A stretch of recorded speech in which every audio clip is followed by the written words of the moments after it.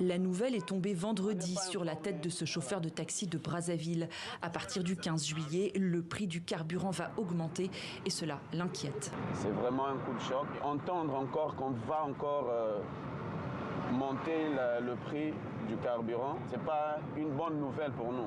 Il faudra désormais débourser 150 francs CFA supplémentaires, l'équivalent de 23 centimes d'euros par litre à la pompe, soit une hausse de 25% qui ne concerne pour l'instant que le super et qui s'ajoute à une précédente augmentation de 5% en janvier.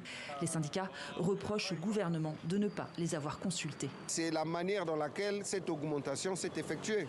Vous avez un décret qui est pris le 30, qui doit être appliqué le 1er juillet. Donc pris hier pour être appliqué aujourd'hui. Une augmentation brutale comme ça.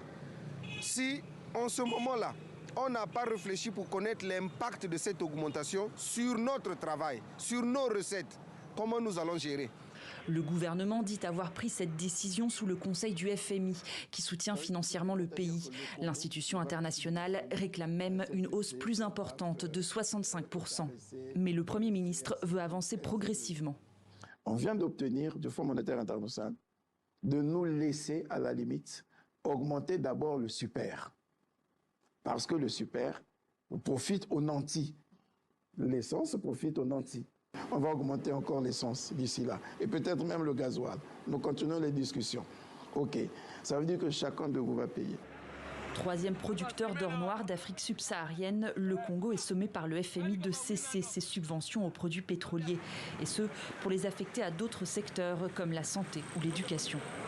Dans la sous-région d'Afrique centrale, les prix ont connu une augmentation et c'est seul le Congo-Brazzaville qui est resté, n'est-ce pas, dans des proportions, n'est-ce pas, de supporter le prix du litre de carburant à la pompe, c'est-à-dire de le subventionner.